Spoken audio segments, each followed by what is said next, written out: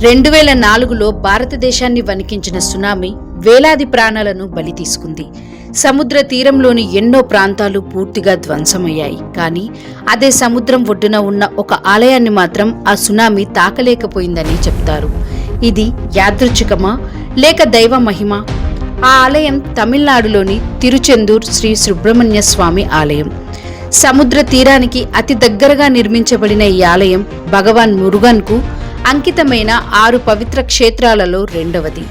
వేల సంవత్సరాలుగా భక్తులు ఇక్కడికి వచ్చి స్వామివారిని దర్శించుకుంటున్నారు. ఈ ఆలయం ప్రత్యేకత ఏంటంటే ఇది కొండపై కాదు, అడవిలో కాదు, నేరుగా సముద్ర తీరంలో నిర్మించబడింది. పురాణాల ప్రకారం ఈ ప్రాంతంలోనే మురుగన్ స్వామి సూరపద్ముడు అనే రాక్షసుడితో ఘోర యుద్ధం చేశాడు. సూరపద్ముడు తీవ్రమైన తపస్సుతో వరాలు పొంది దేవతలను ఋషులను హింసించడం ప్రారంభించాడు.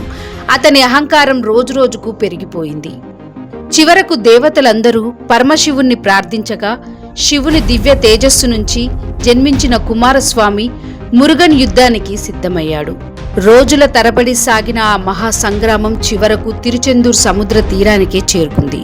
మురుగన్ తన దివ్య ఆయుధమైన వేల్తో సూరపద్ముడిని సంహరించబోతుండగా చివరి క్షణంలో సూరపద్ముడు ఒక మహా మామిడి చెట్టుగా మారిపోయాడని పురాణాలు చెప్తున్నాయి. అప్పుడు మురుగన్ తన వేల్తో ఆ చెట్టును 2 ముక్కలుగా చీల్చాడు. అద్భుతమేంటంటే ఒక భాగం నెమలిగా మారింది, మరో భాగం కోడిపుంజిగా మారింది.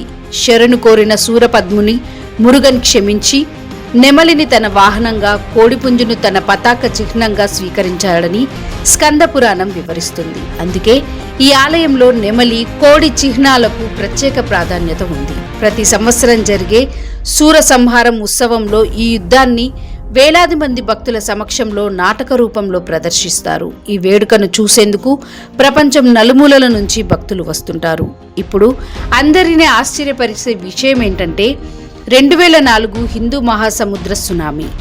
డిసెంబర్ 26న వచ్చిన ఆ మహా విపత్తు తమిళనాడు తీర ప్రాంతాలను తీవ్రంగా ప్రభావితం చేసింది. కానీ తిరుచెందూర్ మురుగన్ ఆలయం మాత్రం నిలిచి ఉండడంతో అనేక మంది భక్తులు దీనిని మురుగన్ స్వామి కరుణగా భావించారు. అయితే చారిత్రాత్మకంగా చూస్తే సునామీ ప్రభావం ప్రతి తీర ప్రాంతంలో ఒకే విధంగా ఉండదు. తీర ఆకృతి, ఎత్తు, అలల దిశ, సహజ భౌగోళిక నిర్మాణం వంటి అంశాల నష్టాన్ని ప్రభావితం చేస్తాయి. అందువల్ల ఆలయం నిలిచి ఉండడానికి భౌగోళిక కారణాలు కూడా ఉండవచ్చని నిపుణులు చెప్తున్నారు.